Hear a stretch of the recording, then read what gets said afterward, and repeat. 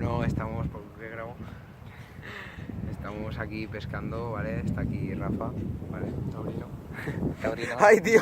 Viva España. ¡Mierda! Viva España. Viva España.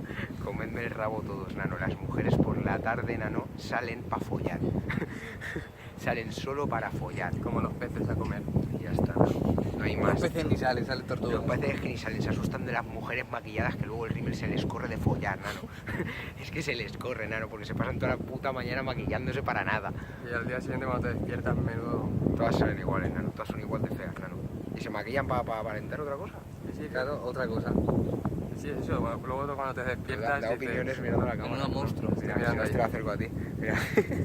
Se despiertan y dicen, vaya monstruo, tío. Con esa cara. Escuchadme, estamos pescando, nano, y el anzuelo está ahí detrás que probablemente no se vea, ¿vale? Es una mierda, nano, no hay nada para pescar. Tengo una de campaña aquí al lado. No sé si hay alguien follando, yo qué sé. Ahí Este al no lado. mira la cámara, Ahí atrás. Que si se asoma alguien y Que te hace cae, así, ¿eh? que salgan los dedos. Se graba como que ya está aquí. Va, graba. Venga. Vamos a hacer una vez. Tira. Pues, Tira, tira. Pero pon la cámara ahora al revés. no, la pongo así, tío. Nos acercamos lentamente A cazar a nuestra presa. no sabemos si hay alguien. Tenemos que hay un guiarados cerca. Por eso se han asustado todos los peces. ¿Tenéis la curiosidad de si habrá alguien allí? Yo la tengo. Yo ahí no follaba. Con las rocas. La mano Mano de una puta. que mataba a alguien.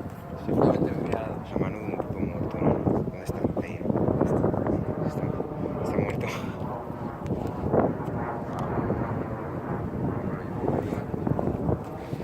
Soy un cadáver que se lo pase bien, tío.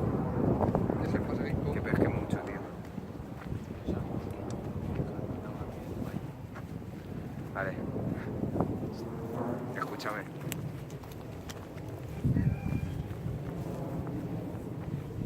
Escúchame.